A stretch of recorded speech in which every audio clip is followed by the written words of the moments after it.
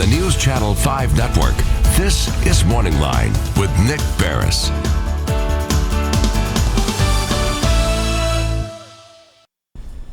Good morning, everyone. Nick Barris here. Thanks for joining us on MorningLine. It is a Monday, and I do hope that you made it through the storms last night. Indeed, if you're watching us right now, and if you're watching either on TV or streaming live on Facebook right now at newschannel5.com, you're one of the folks out there that either had your power restored or never lost it. At one point last night, I think the bigger question wasn't showing where the outages were, but to show where the power remained. There were over 100,000 people without power, 130,000, I think, at one point last night throughout Middle Tennessee, and it's still been slow being restored back as they're out there working hard on it now. But if you're with us, appreciate it, and I certainly hope you were safe last night. So we're coming to you live this morning, and the technology of it all allows us to bring our guests on as always, either through Zoom or streaming on Skype along those lines. And we lost one guest because of power, but we have our others lined up.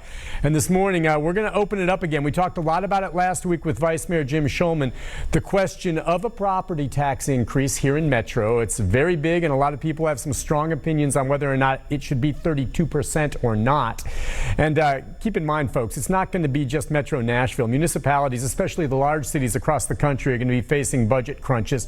And one way or another, they're going to have to find a way to make up the money they're losing during this pandemic.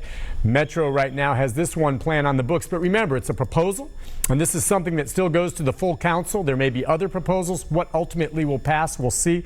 To talk more about that is someone who will be right in the middle of it. Metro Councilman Bob Mendes is joining us from home. It's good to see him with power, and he is chairman of the Finance Committee, so certainly will be involved with this. And as with Vice Mayor Jim Schulman, Bob, I know that you guys have probably heard quite a bit from constituents in reaction to this. We have, people do not like the idea of the tax rate going up 32%.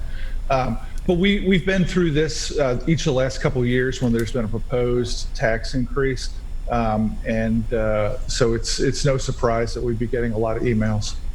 Unprecedented to that size. I saw over the weekend, I think the mayor himself said, I don't blame people for being upset with this. I don't think any council member really wants to have to do this. But maybe you can characterize for us the importance of whether or not it's 32% or the council comes back with something different. How important is it? How dire is the situation right now for the city in need of some kind of cash flow? Well, the thing that people should be mad about is the fact that heading into these crises, the tornado and now the virus, we had the worst in America for big cities rainy day fund, just a almost non-existent rainy day fund. And without having that, dealing with the crisis is next to impossible without raising the tax rate in the middle of it. That's the shame of it, is the failure to have a rainy day fund in place. Now, the council, I guess, has a meeting scheduled. Is it for May 11th and then a public hearing on June 2nd? So where do we stand on this? The 32% increase is right now a proposal in the mayor's budget. As head of the budget committee, where do we go and how will this be handled now moving forward? Well, starting in the week of May 11, we'll have in the council 5 evenings of what we call department budget hearings, where one department after another will come into the council, answer questions, give us more information. And it's really that process that gives us the info we need to catch up with where the mayor's office is right now. They've already done all that work and have proposed a budget. Now it's the council's turn to figure out what's in the mayor's budget, talk to departments, and figure out whether there's other options available. So, and that's the process every budget, correct? Going through this. Of course, this is a very unique situation, right. But as the budget committee, what you basically do, and explain this for our viewers who maybe aren't clear on how it all works.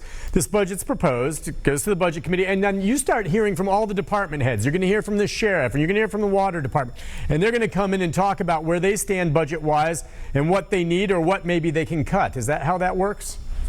Right. That is the way it works. And with me being the budget committee chair, I started hearing from everybody by phone almost immediately after the mayor made his proposal last Tuesday.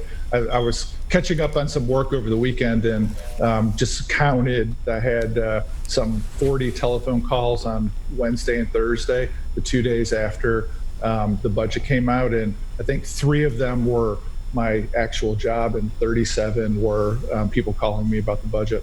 Yeah, and I don't know if your calls or anything like the messages I see from folks, but I don't know. The vast majority of people out there are very frustrated saying, look, we're out of work, even though slowly, hopefully things will start coming back eventually. Not yet, I know, in Metro, but saying, gosh, now it just isn't the time. And they're having a hard time getting a handle on saying, look, I mean, we understand maybe the city's going to need money, but now's not the time to ask for it. How's the council going to balance that when you know there are people right now just having trouble putting food on the table when they don't have a job?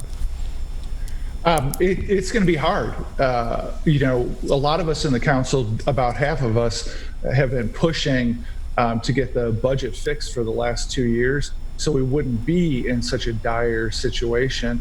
The reality is that if the tax rate doesn't go up, then we'll have to cut off important city services. We'd have to do the impossible choice of choosing between libraries, community centers, police department.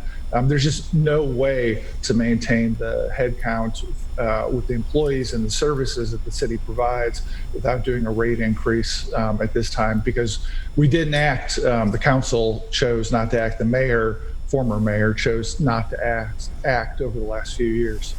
Well, certainly politically speaking, no one likes to talk about tax increases, but would you say that the tax rate in Nashville as a whole is you know, pretty darn low comparatively speaking? And I guess, what was it? The last time there was a property tax increase was 2012, is that right? It was 2012, and we currently have the lowest tax rate in the history of the metropolitan government. We've got the lowest tax rate of any big city in the state of Tennessee. The Chamber of Commerce has done a study recently that showed for peer cities like the Charlottes, the Indianapolises, Birmingham's, Denver's of the world, Nashville has by far the lowest overall tax rate once you take into account sales, property, income tax. So there's no question that we've got a low tax rate, and there's no question that that's part of what's driving so much gentrification and getting outside investors to come here.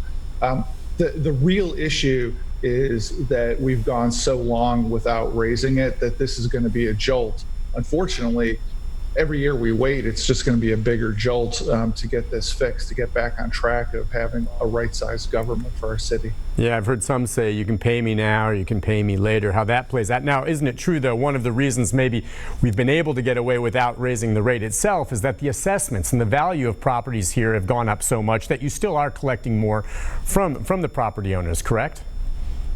Well, there's no question about that, but even after you look at the higher assessments compared to the peer cities, the overall tax load on constituents is lower here than in the peer cities. Now listen, none of that's going to make people feel better about getting a 32% jolt. Nothing is going to make that feel better. But because of the failure to raise it, the failure to have a rainy day fund, we're stuck between having a big jolt now, a bigger jolt later, or fire a bunch of 1,000 employees. The issue here with regard to individuals, certainly, and homeowners are seeing it. Small businesses as well, some of them obviously really cash strapped and having a tough time. I don't know, did you have a chance to read the letter that was sent to the mayor and posted on Twitter from the owner of Peg Leg Porker?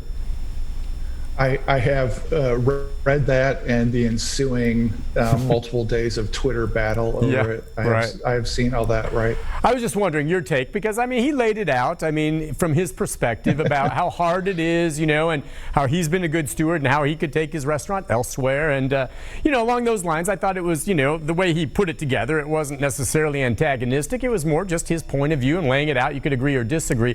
What did you think of his point of view when it came along to as far as small businesses and people like him who have built his business up from the ground and just keeps feeling as though he's getting hit?